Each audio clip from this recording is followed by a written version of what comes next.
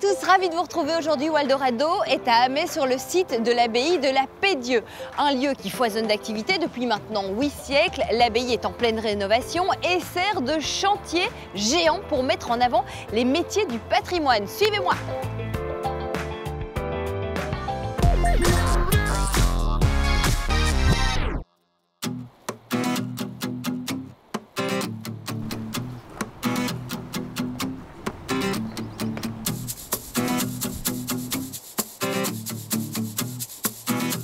Bonjour Ingrid. Bonjour. Merci de nous recevoir. Avec plaisir. Alors vous êtes responsable du Centre des métiers du patrimoine de la Paix-Dieu.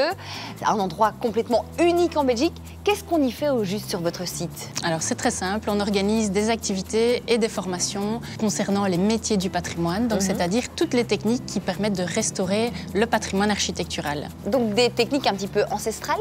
Des techniques anciennes, ancestrales, mais qui sont toujours d'actualité, qui sont toujours contemporaines, puisque tous les jours on doit restaurer des bâtiments anciens et les conserver et les préserver. Et qui vient apprendre justement? Qui sont vos élèves?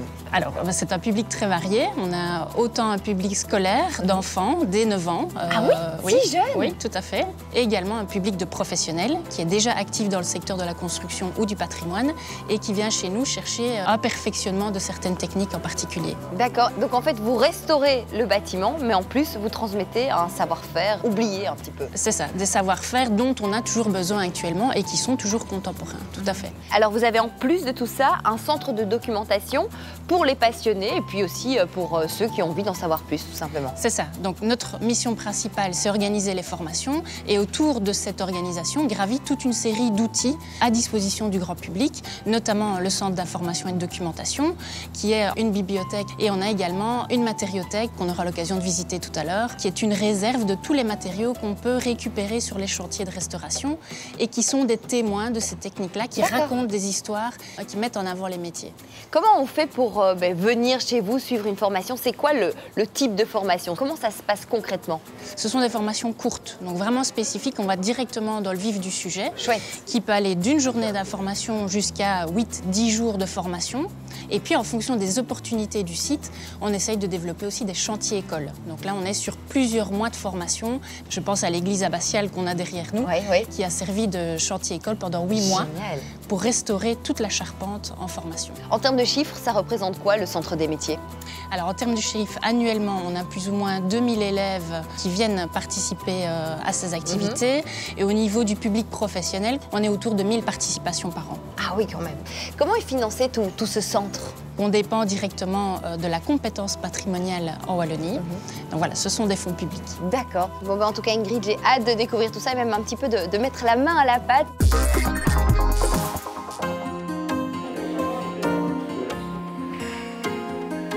L'abbaye de la Paix-Dieu est un cadre magique, un lieu idéal pour transmettre la passion des métiers d'art du bâtiment.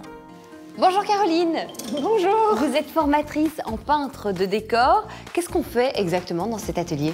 Alors ici, c'est un stage qui est donné à des élèves de Saint-Luc à Liège et qui viennent pour une durée de 5 jours apprendre des techniques de peintre en décor du patrimoine. Donc c'est l'école qui les envoie ici pendant une semaine pour se former, se perfectionner. Exactement. Ils apprennent vraiment de nouvelles techniques qui ne sont pas abordées dans le cursus traditionnel et une nouvelle vision de la peinture et de ce que c'est le décor ancien qui se mêle au décor contemporain. C'est vraiment ça que je tente de transmettre ici en fait. D'accord. C'était important pour vous de transmettre votre passion à tous ces jeunes? Oui, pour moi c'est fondamental. Pour que ça continue, le patrimoine doit continuer. On doit créer aujourd'hui le patrimoine de demain, mais en comprenant ce qui a été fait avant et il faut créer un lien.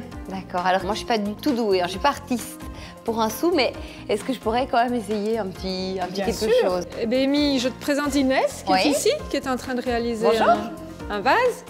Et elle va t'expliquer la technique et te montrer. Super, c'est merci. Elle qui va faire le prof. Allez, je vais suivre le cours d'Inès. Bon, alors qu'est-ce que tu fais exactement là? La petite technique que j'utilise justement ici, c'est venir avec le pinceau sur un petit morceau de mouchoir et venir tapoter justement sur cette zone-là. D'accord, pour justement avoir cette lumière, c'est ça? Oui, pour un côté un peu plus relief. Oh, ça va? Oui. Attends. Mais il faut le faire plusieurs fois parce que la peinture s'enlève vite. Voilà, parfait. Merci Inès pour l'apprentissage. De rien.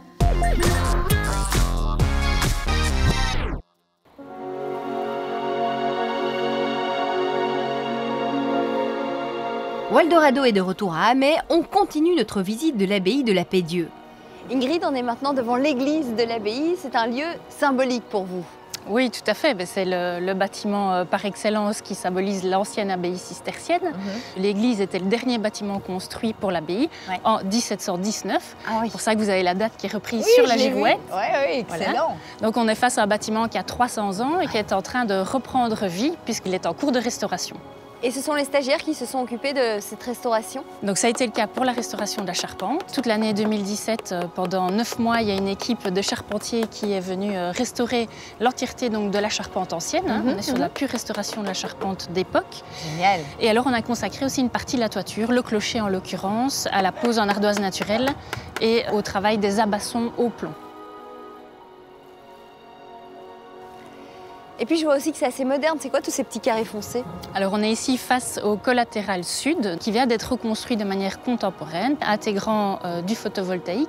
Génial. Et ce sera vraiment l'entrée de cette église qui, elle, est réaffectée en atelier de formation. C'est génial. Au final, les élèves vont pouvoir apprendre et se former dans un lieu chargé d'histoire.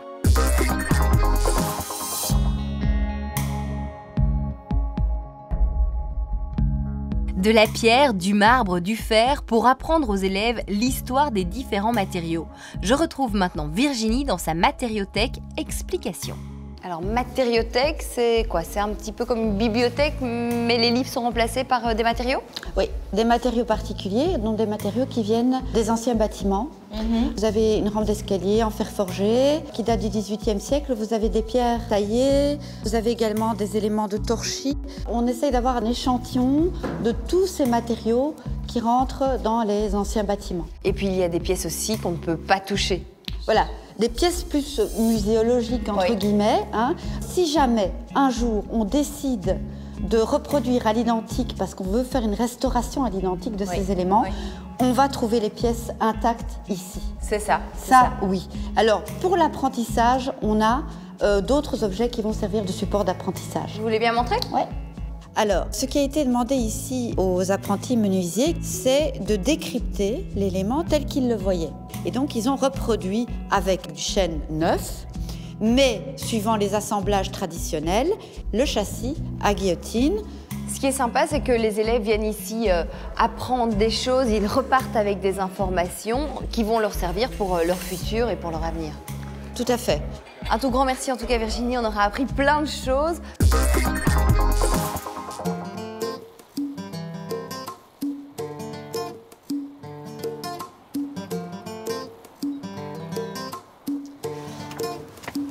Donc ici c'est le verger, c'est ça? C'est le verger avec les maçonneries de pierres sèches qui tiennent sans mortier, où les pierres sont agencées les unes aux autres. C'est dingue ça!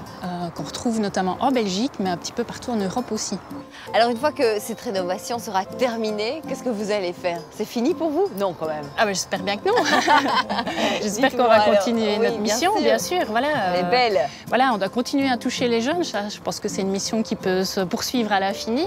Continuer à former des ouvriers, des professionnels du secteur pour que ce savoir-faire puisse continuer d'être transmis et conserver et préserver ainsi le patrimoine en Wallonie, mais également le patrimoine architectural de manière générale. Que ça perdure encore et encore. Alors justement, comment on fait pour s'inscrire chez vous pour suivre une formation? C'est très simple. On a une page Facebook, Centre de la Paix-Dieu. Tout est repris également sur le site de l'Agence Wallonne du patrimoine. Puis il y a un numéro de téléphone qu'on trouve très facilement également sur Internet. Bon, mais c'est super. En tout cas, bonne continuation. Merci. Et puis, nous, on se retrouve la semaine prochaine pour découvrir de nouvelles pépites wallonnes. Salut!